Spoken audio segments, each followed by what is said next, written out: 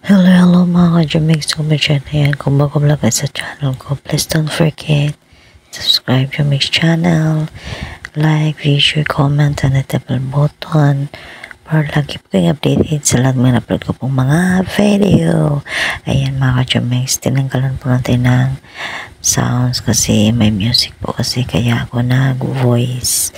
Ayan, napakaganda at yummy na mga pagkain dito sa restaurant mga ka-Jumex. Ayan, ang chicken blue with and tenderloin at saka yung pinakamasarap nilang pizza mga ka-Jumex. Yan, super yummy talaga. Ito po yung outside of Cebu, kaya magbakasyon tayo mga ka-Jumex. Kaya yan, please again, subscribe Jumix channel. Huwag kalimutan.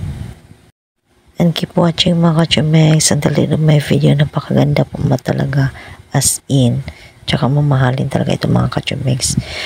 Imagine kung walk-in ka, 500 pesos, magbayad ka.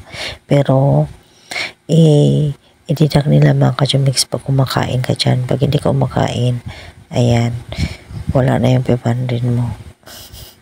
Hindi, i-deduct nila mga ka-Jumex, i-minus nila pagkakain ka dyan.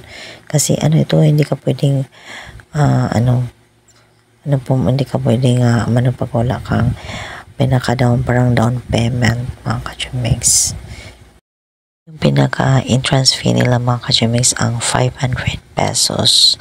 Ayan, hindi naman masayang mga ka-Jumex pag kumakain ka dyan, i-minus din naman nila yung 500 mo. Ayan, yun lang talaga, pinaka-entrance fee nila 500. Kasi sikat na ito mga ka-Jumex Beach Resort and Restaurant sa Dawin. Ayan mga ka-Jumex, outside of Cebu po tayo mag-tour.